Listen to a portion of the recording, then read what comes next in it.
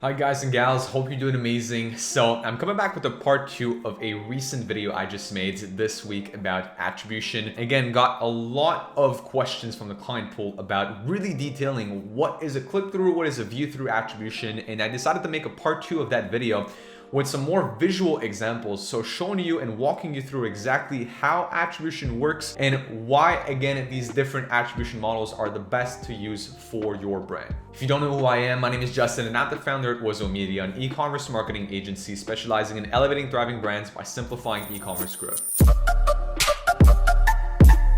So let's get started. Where we kind of ended off the last video is we talked about the different attribution models, and also I talked about my thoughts on attribution plus views and why a view through attribution is important. And today I kind of want to illustrate that and show you exactly with shapes, drawings, and for all of you who are more visual learners, again, kind of walk you through how the attributions work and are sent back to the pixel. So first of all, let's write in the box right here the criterias, right? So in this case, I'm just gonna write a box and I'm gonna add some text right here, which in this case, we're gonna use a 7-day click or 1-day view attribution model, okay? So this is the model that we're gonna use for this video. Now, we have an ad right here, okay? Just imagine for a second that this square is an ad. So this right here is an ad. I'm a customer and I see this ad appearing on my feed, and the campaign in the background, so the campaign in the ads manager that is running that ad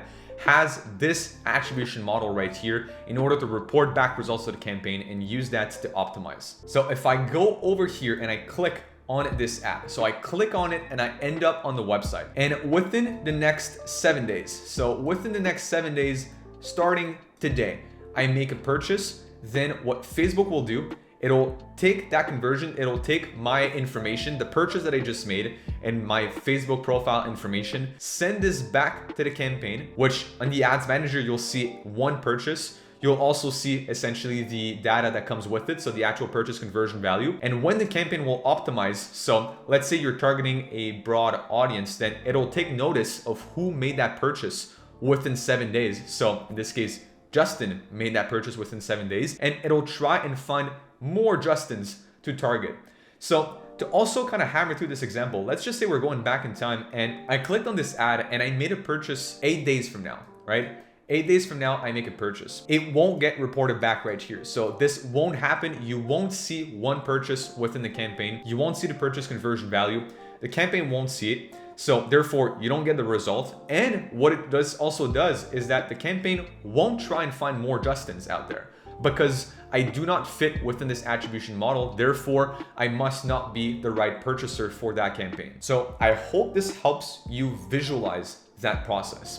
And I'll kind of talk about trip wall in a second and also help visualize that one. But before I do so, I want to talk about view through now, which I think is the one that had a lot of gray zone again and a lot of questions amongst the people that I've been talking to. So this right here, I view this ad on my feed. So right now, imagine I'm on my phone and I just scroll on my feed and I stop for a second. I stop on screen and then take notice of that ad, look at it for a couple seconds, but I do not click on it. So I view this ad. Now, what ends up happening on Facebook, this triggers somewhat of a countdown, right? So let's just say this is a countdown right here. It's a timer and it's starting to go, right? And there's 24 hours right here on that countdown. So what will start happening is that Facebook will see, all right, Justin viewed this ad. Let's try and see what actions Justin is gonna take within the next 24 hours and see if he's gonna purchase. So I viewed this ad for a couple seconds and I've actually watched this, right? So I did not just scroll through it without even taking a look at it. I viewed this ad, it took my interest and I've watched it. So then I continue scrolling, I go through my day, and then once I view this ad, actually what I do afterwards,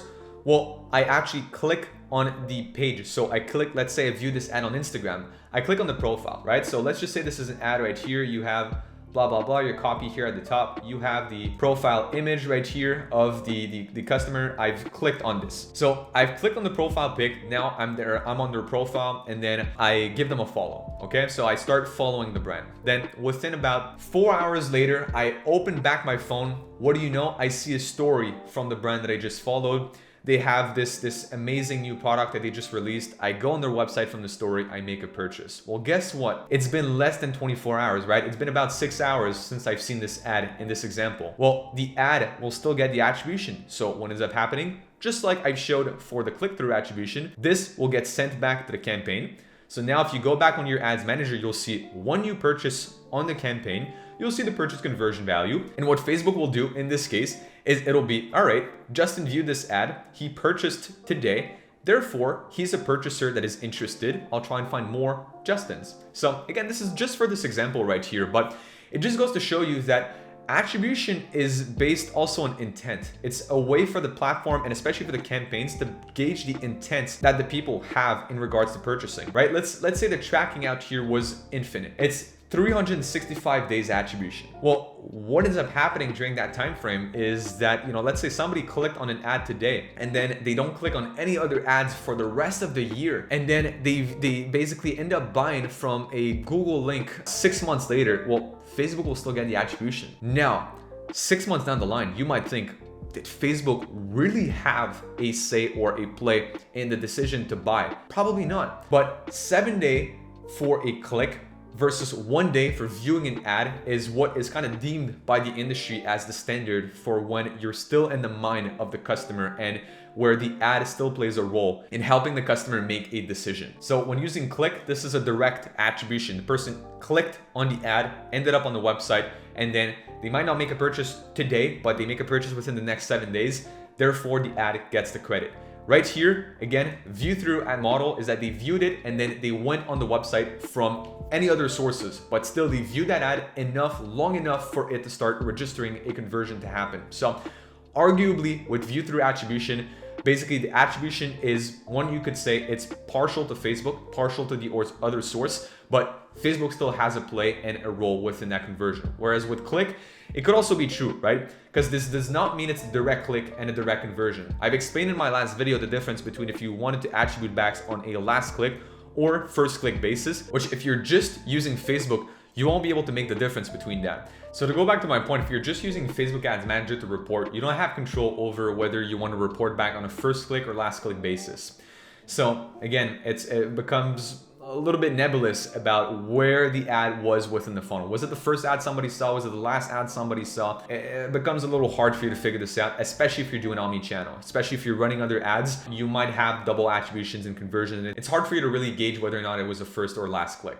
So, which is where Triple L comes in. So now if you're using the 7-day click window, what my research has told me from what I've looked up online, because Facebook's actual documentation on that is very tricky. It's not the clearest, I would say. So Facebook actually uses primarily a last click attribution, meaning that if you've clicked on this ad and then purchased on the website, this is the last ad that you clicked, at least on Facebook, right? Because it doesn't take into account other platforms. So this would be the last ad that you click on Facebook that would get the attribution.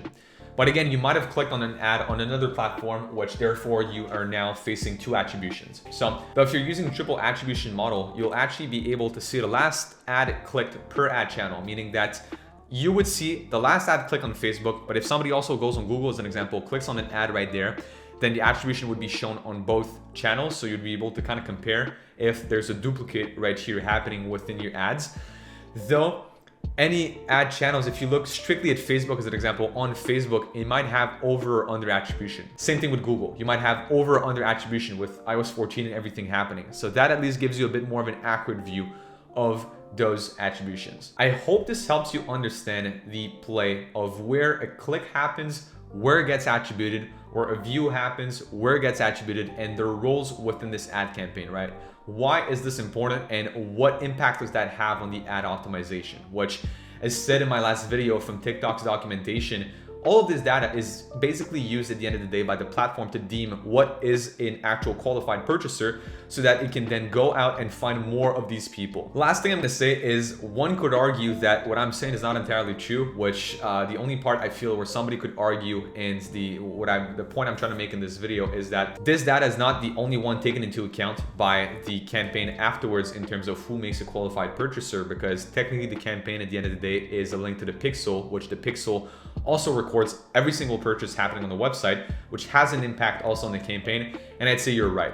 you're absolutely right that the pixel also has an impact within that, in that the campaign would also look at just every single purchase happening on the websites that is recorded by the pixel as a whole. So I'd rather be the one who points this out before somebody calls me out in the comment section and say, well, look, that's not entirely true. Campaign, you know, looks only at the pixel. It does, but it also just looks at this, which is why, you know, back then you had also a 28-day click window, which is good and bad, because 28-day click means that if somebody clicked on the ad today as being the last ad, then obviously results were also much bigger because the impact was recorded for much longer. But then you also come to a point where results actually inflated versus not, is again very gray zone where we could probably debate for hours. Keep in mind, anything shared in this video is my view on how attribution works. I've done my best to do a lot of research on the documentation of all of these platforms.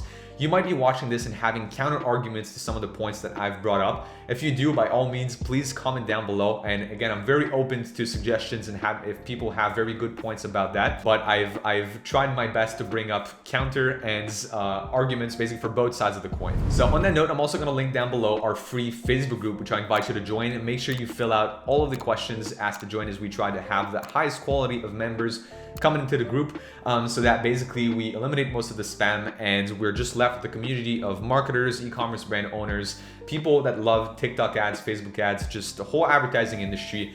Ask questions, and I do my best to be super active to answer kind of everybody's questions in the group. And if you're watching this video, you're an e-commerce brand owner making at least $50,000 a month with your brand, then I also invite you to check the description below, click on our Calendly link, and book in a short demo call with our team. On that call, we'll walk you through our services, what we offer, and we'll see whether or not we're a good fit to partner up together. All right, so make sure you check out other videos on the channel for some more useful e-commerce marketing tips. I'll see you guys in the next video. Peace.